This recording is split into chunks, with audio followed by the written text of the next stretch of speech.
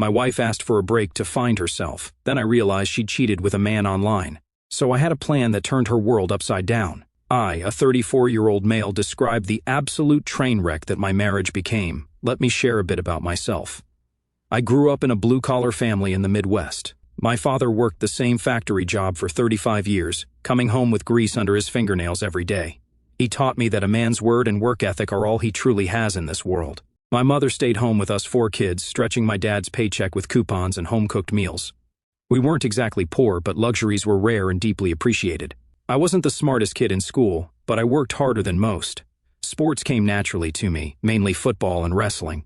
I earned a partial scholarship to a state college, but dropped out after 2 years when a construction company I worked for during summers offered me full-time work with good pay.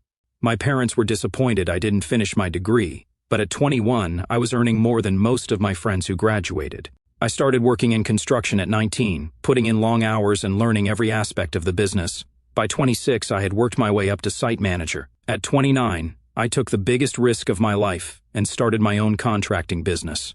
The first year was tough, ramen noodles and sleepless nights, but by the 3rd year, I had a solid reputation, 6 guys working for me, and contracts lined up 6 months in advance.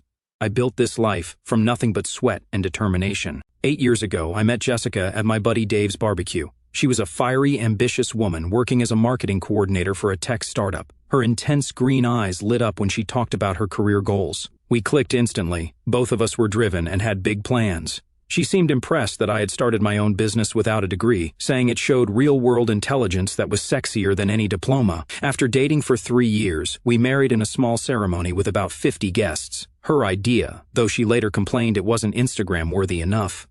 Those first few months were great. We'd come home tired from work, cook together, binge Netflix, and couldn't keep our hands off each other. We talked about building something meaningful together. Fast forward to 2 years of marriage, and Jessica was pregnant with our daughter, Lily. It wasn't entirely planned, but we were excited. Jessica had always talked about wanting to be a stay-at-home mom, at least until our kids started school. I was earning enough for us to live comfortably in our 3-bedroom house, which I bought before we married with the down payment from a flip project I did on weekends, an important detail for later. So I supported her decision to quit her job. Her pregnancy was rough, with lots of morning sickness and swollen ankles. I did everything I could, took over all the cooking, hired a cleaning service twice a month, and satisfied her weird cravings, like pickle juice and chocolate ice cream at 2 in the morning. I even converted the 2nd bedroom into a nursery myself, painting it the soft yellow color she wanted and assembling all the furniture. When Lily was born, Jessica struggled with postpartum issues. I understood that hormones are intense, from what I know. I took 3 weeks off work, which was tough for a small business owner, but family comes first. I handled night feedings, diaper changes, and everything I could while keeping my business from collapsing. When I returned to work, I hired a part-time mother's helper to come in 3 days a week so Jessica could nap, shower, or do whatever she needed.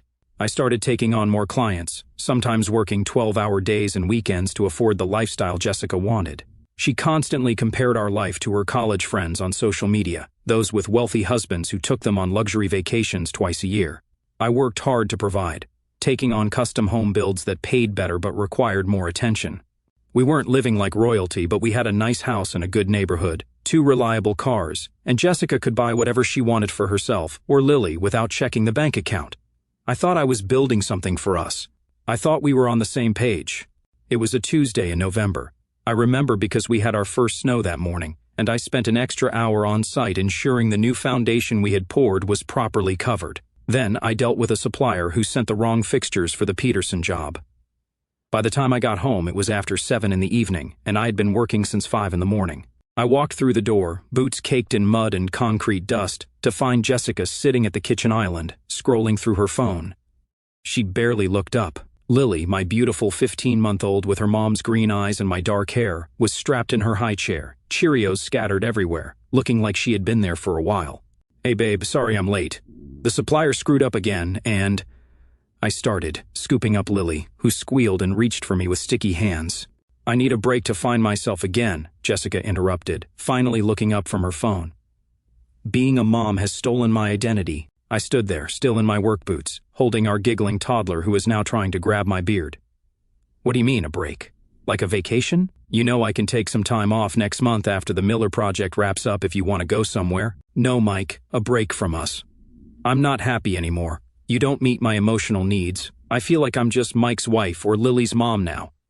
I need space to figure out who I am. This came from the woman who hadn't worked in 2 years, who had a weekly spa day I paid for, who had a cleaning service come twice a month, also on my dime, and who had a mother's helper 3 days a week. I was working 60 to 70 hours a week to give her the life she claimed she wanted, and apparently that made me the problem. Is there someone else? I asked, the question slipping out before I could stop it. The way her eyes flicked to her phone for a split second told me everything I needed to know. Don't be ridiculous, she snapped, standing up suddenly. This toxic masculinity thing where you assume I must be cheating just because I need space is exactly the problem. This is why I feel suffocated. You don't understand emotional labor or the mental load of being a mother. I took a deep breath, bouncing Lily, who was starting to sense the tension. Okay, let's talk about this. What does a break look like to you? Where would you go? What about Lily? Jessica rolled her eyes, as if I were missing the point entirely. I don't know yet, Mike. That's why I need space to think. God, you always need everything spelled out like a contract. I didn't push it that night.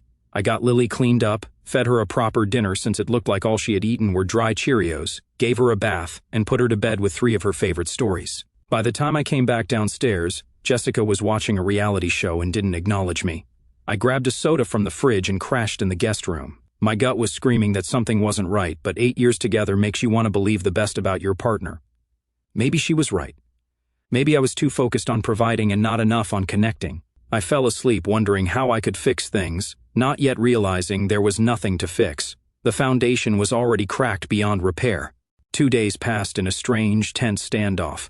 Jessica was suddenly too tired to handle Lily in the mornings, so I started getting up earlier to care for her before heading to work, dropping her off with my mom, who was happy to watch her granddaughter.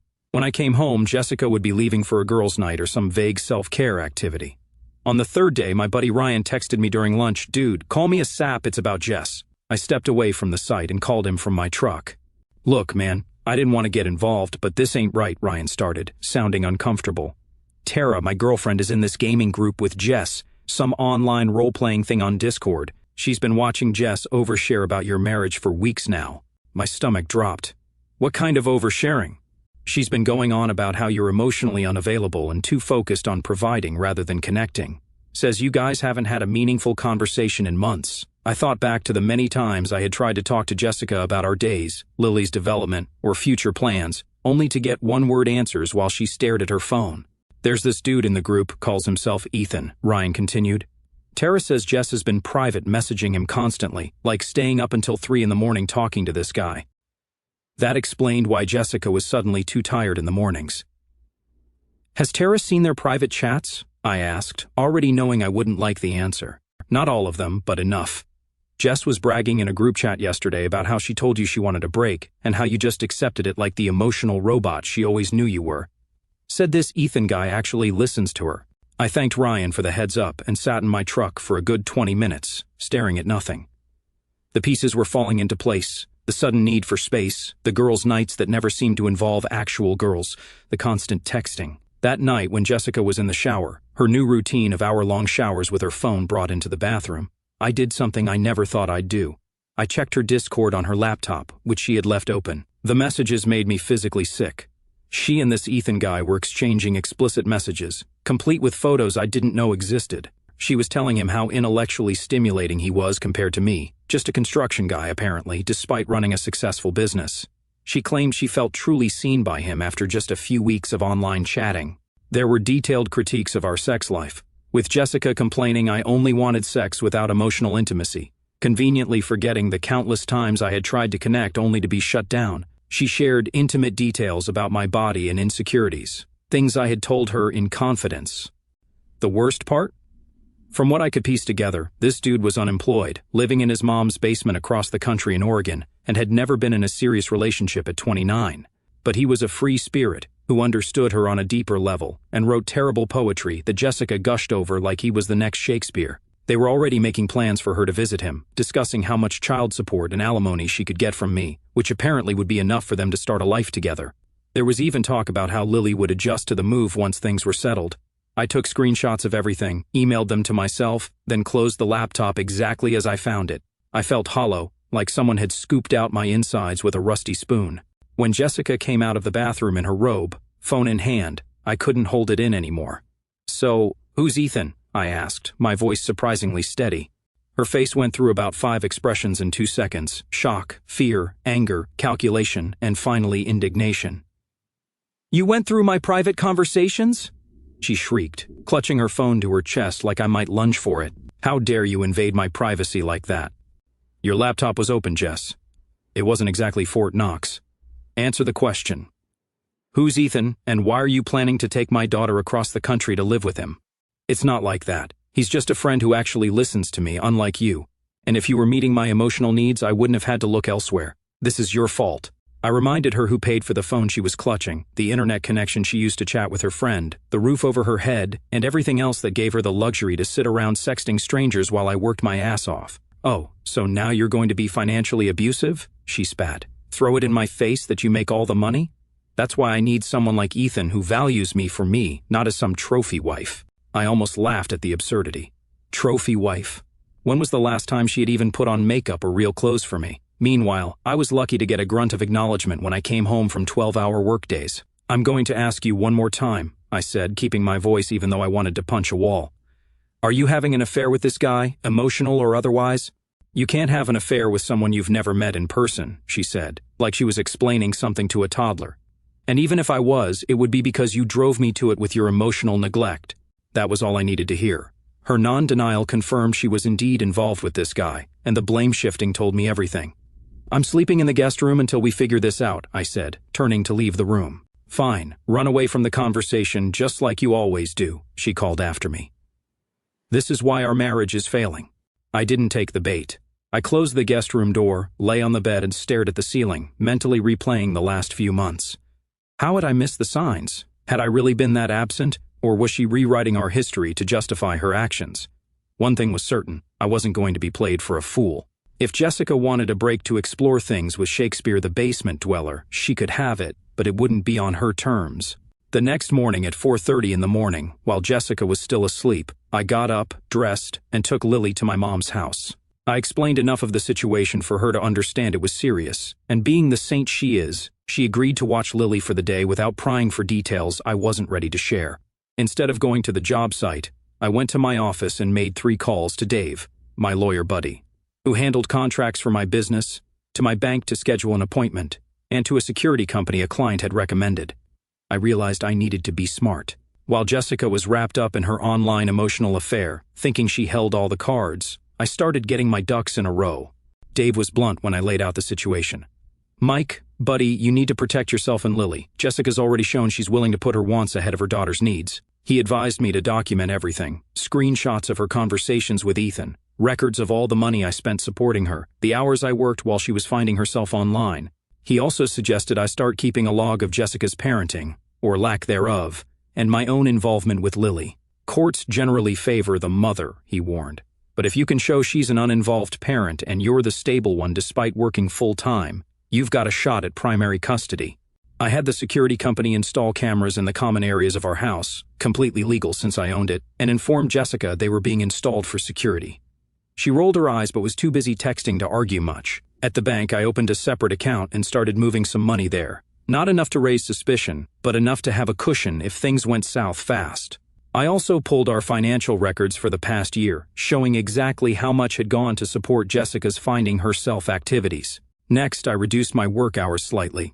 Instead of 12-hour days, I cut back to 9 or 10, delegating more to my foreman, Tim, who was more than capable. This gave me more time with Lily, and let me document what a hands-on dad I was despite working hard. I started taking Lily to her doctor appointments, which Jessica had forgotten twice already, handling most of the grocery shopping, finding the fridge mysteriously empty too often, and taking detailed notes of Jessica's daily schedule, which consisted mainly of sleeping until 10, being on her phone until midnight, and doing the absolute minimum with Lily. Jessica was so wrapped up in her fantasy world that she didn't notice what I was doing. She'd sit on FaceTime with this Ethan dude right in the living room, barely acknowledging me, or sometimes even Lily, who would toddle up to her saying, "Mama," only to be absent-mindedly patted on the head and redirected to her toys. One night I overheard her telling him, "Once I figure out the logistics, I can come visit you. Mike is so clueless he thinks this break is temporary. He's still sleeping in the guest room like a good little boy. That's when I knew this wasn't salvageable, and I wasn't going to be her backup plan or her ATM while she tested out life with discount Shakespeare. I went to 3 different divorce attorneys for consultations, finally settling on Sarah, a no-nonsense female lawyer who specialized in fathers' rights cases. She looked over the evidence I had gathered and nodded approvingly. You've done your homework, Mike. Most guys in your situation are reactive instead of proactive. Let's put together a strategy that protects your rights and Lily's well-being. Meanwhile, to maintain appearances, I started going to therapy. Not because I thought it would save our marriage, but because I needed professional documentation of my efforts to work on myself, in contrast to Jessica's complete lack of effort. Plus, it actually helped to talk through the mind-bending experience of watching my wife dismantle our life for an online fantasy. Dr. Chen was direct, Mike. From what you've described, Jessica is showing classic signs of someone in the affair fog. She's rewriting your marital history to justify her actions, compartmentalizing her role as a mother to pursue this new excitement, and blame-shifting to make you responsible for her choices. So, what do? I asked. Continue documenting, don't engage in arguments, and prepare yourself for the possibility that she's not coming back from this fog anytime soon, if ever. It hurt to hear, but deep down I knew he was right. The woman I married was gone, or maybe she had never really existed. Either way, I needed to protect myself and my daughter from whatever storm was coming. As weeks passed, Jessica became more entitled and rude with each passing day. It was like she dropped another mask, revealing the person she had apparently been all along. One Sunday, my only full day off, she handed me a list of chores to do because she was too emotionally drained to handle them. I've been talking to my life coach, some random woman from her Discord who charged $200 per hour for Zoom calls, as I saw on the credit card statement, and she says I need to prioritize my self-care. As the male partner who's emotionally stunted, you should be stepping up more around here. I looked at the list: mowing the lawn, fixing the garage door, cleaning the gutters, doing all the laundry, including her delicates, and meal prepping for her for the week. Nothing for Lily, I noticed. I laughed and handed it back. I'll handle my half of the parenting and household responsibilities, just like I always have, but I'm not your servant. She went ballistic, ranting about the mental load of being a mother and how I couldn't possibly understand because of my male privilege. Meanwhile, our daughter was playing happily in the playpen I had set up that morning after making her breakfast. What mental load, Jessica? I'm handling all of Lily's doctor appointments, most of the cooking and shopping, and still working 50 hours a week. What exactly are you doing that's so mentally taxing? You just don't get it, she screamed, storming off to, you guessed it, video chat with Ethan. The irony. The security cameras revealed Jessica spent maybe 2 to 3 hours actually engaging with Lily daily. The rest was screen time. Either Lily watching tablets or Jessica on her phone with Ethan. She started criticizing everything about me, how I parented. You're too rough when you play with her, because I tossed Lily in the air and she giggled uncontrollably. My work. It's just construction, not rocket science, despite the fact my just construction business paid for her entire lifestyle. And my fitness routine, so vain to go to the gym when you should be helping me.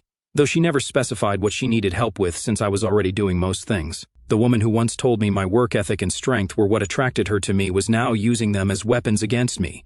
Like it was a character flaw that I could frame a house, lift heavy things, or work until a job was done right.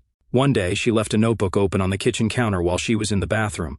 I'm not proud that I looked, but given everything that had happened, I felt justified. It was some kind of journal exercise her life coach had her doing, listing her ideal partner traits versus her current reality. Under ideal, she had written, intellectually stimulating, creative and sensitive, understands my emotional needs without me having to explain, prioritizes quality time over material things, sees me as an equal, not a mother-wife role, spiritual connection. Under current reality, me, obviously, she wrote, only talks about work and practical matters, no creative hobbies or interests, emotionally unavailable. Doesn't understand deeper needs, thinks providing financially is enough. Sees me primarily as mother of his child, no spiritual dimension. I was stunned. In what universe was I the guy she was describing? I had taken up woodworking as a hobby years ago and had made half our furniture, including Lily's crib. I had tried countless times to talk about things beyond work, but got shut down with one-word answers. I had planned surprise dates until she started canceling last-minute for me time. It hit me then. Jessica had created a fictional version of me to justify her affair. In her mind, I was now the villain of her story, the obstacle to her happiness, not the same guy she had built a life with for 8 years. She came back from the bathroom and saw me looking at her notebook. Seriously, you're going through my private thoughts now? This is exactly why I'm unhappy. You have no respect for my boundaries. Respect works both ways, Jess, I said quietly. You've got me painted as some emotionless robot, but that's not reality. That's the story you're telling yourself to feel better about what you're doing. You don't know anything about what I'm feeling. You never have. I just walked away. There was no point arguing with someone who was rewriting history to fit her narrative. I took Lily to the park instead, letting her toddle around the playground while I sat on a bench and tried to reconcile the woman I married with the stranger living in my house. That night, she didn't come home until after 11, claiming she had been with friends, though her location, still shared on our phones, showed she had been sitting in the parking lot of a Starbucks for 4 hours, presumably on a call with Ethan. She didn't ask about Lily, didn't check if she was okay, just went straight to the shower with her phone. It was like watching someone I loved turn into someone I didn't even recognize, and there wasn't a damn thing I could do about it. 4 weeks into her break, I came home from the gym to find Jessica had ordered $600 worth of new clothes on my credit card. When I questioned it, she said, "I deserve to feel good about myself. Your constant criticism is why I needed this break." I was too tired to argue. I just nodded, went upstairs to shower, and spent some quality time with Lily, who was thrilled to show me she could stack blocks higher than before. That night, Jessica left her laptop open when she went to take a bath. A message popped up from Ethan. Curiosity got the better of me, so I looked. They were openly mocking me. She called me desperate and pathetic for still trying to fix things, by which she meant providing for my family and taking care of my daughter. She laughed about how I had started going to therapy, calling it hilarious that he thinks he can change. He's so clueless. She wrote, "Once I figure out child support and alimony, I can come see you. His business did really well last year, so I should get a nice payout. I've been researching, and Oregon law is better for mothers, so I'll file once I'm there with Lily. He'll have to pay for us to live near you." Something in me snapped, not in a rage, but in a moment of perfect clarity. I took pictures of the conversation, then closed her laptop. When she came out of the bathroom, wrapped in the plush robe I had gotten her for Christmas, I was sitting calmly at the kitchen island. "Good bath?" I asked. "Fine," she said, clearly suspicious of my calm demeanor. "So, I've been thinking about this break you wanted," I said, keeping my voice even. "And I think you're right. We do need to make some changes." Her eyes lit up, probably thinking I was going to offer some grand gesture to win her back. "I think it's time we stop pretending. You want to be with Ethan, so go be with him. You have until the end of the month to move out." Her face went from shock to anger in seconds. "Move out? This is my house too, and Lily stays with me. Actually, this house is solely in my name. I bought it before we were married, remember? I have the deed to prove it. And as for Lily, we'll let the courts decide who provides the more stable home environment." She pulled out her trump card. "No judge will take a child from her mother. I'll get full custody, and you'll be lucky to see her every other weekend." I smiled, which seemed to unnerve her more than any shouting would have. You'd be surprised what judges think about mothers who neglect their children to have online affairs. "I've documented everything, Jessica. Everything." For the first time, I saw fear in her eyes, but it quickly hardened back to defiance. "You're bluffing. You don't have anything." I pulled out my phone, opened my email, and showed her one of the screenshots I had taken. Her discussing with Ethan how she could minimize my parenting time so they could start fresh in Oregon. There's plenty more where that came from, including security footage of you ignoring Lily's crying because you were too busy sexting. How do you think a family court judge will view that? "You've been spying on me in my own home?" "My home," I corrected. "And yes, I installed security cameras after finding out my wife was planning to take my daughter across the country to live with some guy she met online. Perfectly legal, and it will be very interesting viewing for the custody evaluator."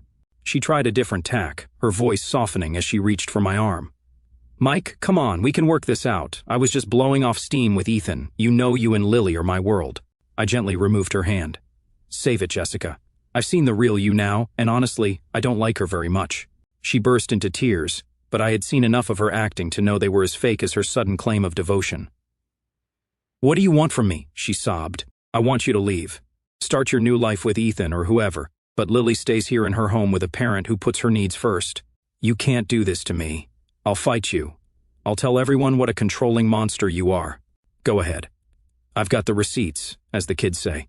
Every neglectful moment, every plan to use me for money, every lie you've told. Your choice if you want all that made public in court." She stormed off, slamming the bedroom door. I slept soundly that night for the first time in weeks. The weight of indecision finally lifted from my shoulders. The next few weeks were a hurricane of her alternating between threats and tears.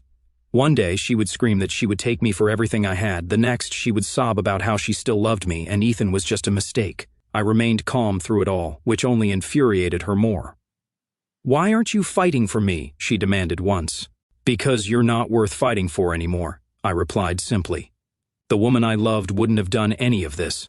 She tried to turn friends against me with wild stories about emotional abuse and controlling behavior. Most saw through it, especially once I calmly showed them evidence of what had really been happening. Her parents even called me to apologize for her behavior after she tried to spin some victim narrative to them. "We raised her better than this," her father said, genuine confusion in his voice. "I don't know what's gotten into her, but we want you to know we support you and Lily." True to my word, I filed for divorce and petitioned for primary custody of Lily. Jessica was stunned when my lawyer presented evidence of her neglect, security footage showing her ignoring Lily's cries while on calls with Ethan, screenshots of her telling him she couldn't wait to be free of mom duties, texts complaining about how motherhood was ruining her life. The judge was particularly unimpressed when my lawyer presented evidence of her plans to move across the country to be with a man she had never met in person, willing to uproot Lily from her stable home. "Mrs. Harris," the judge said, peering over his glasses, "this court's primary concern is the well-being of the minor child. Your communications suggest a concerning lack of priority for your daughter's stability and emotional needs." Jessica tried to argue that she had been suffering from postpartum depression and that I hadn't been supportive, but the timeline didn't add up. Lily was over a year old when she started her affair, and there was ample evidence of my efforts to support her parenting while she checked out. In the end, the judge awarded me primary physical custody of Lily, with Jessica getting supervised visitation until she could demonstrate stability and commitment to parenting. There was no alimony since our marriage was short and she was capable of working. Child support from her would be determined once she found employment. The day she had to move out, reality finally hit her. Ethan had been strangely quiet as the divorce proceedings got underway, his multiple daily messages dwindling to occasional check-ins. It turned out Prince Charming had ghosted her after realizing she wouldn't be bringing a fat divorce settlement to fund his gaming lifestyle. She stood in the living room, looking lost among the few boxes of personal items she was taking. I let her have whatever she wanted of the household items, but she didn't seem interested in anything practical. "Mike, please," she begged, tears streaming down her face. "I made a horrible mistake. I was depressed after having Lily and just got lost. We can fix this. I'll go to therapy. I'll delete all my accounts. I'll be the wife you deserve." "There's nothing to fix, Jessica. I deserve someone who sees my hard work as an expression of love, not as something to exploit. Lily deserves a mother who values her more than online attention. But where am I supposed to go? What am I supposed to do?" she cried, sounding like a child herself. "Your parents said you can stay with them until you find a job. As for what you do, that's up to you. For the first time in years, your choices are your own. So is the responsibility for them." She left that day with her parents, who came to help her move, both of them watching me with sad, apologetic eyes as they loaded her things into their SUV. I felt no joy in her distress, only a hollow relief that the worst was finally over. 2 months later, Jessica called me in tears. I almost didn't recognize her voice. She sounded broken. It turned out her fantasy romance had turned into a nightmare. After begging her parents for a loan to get a plane ticket, she had actually flown out to meet Ethan.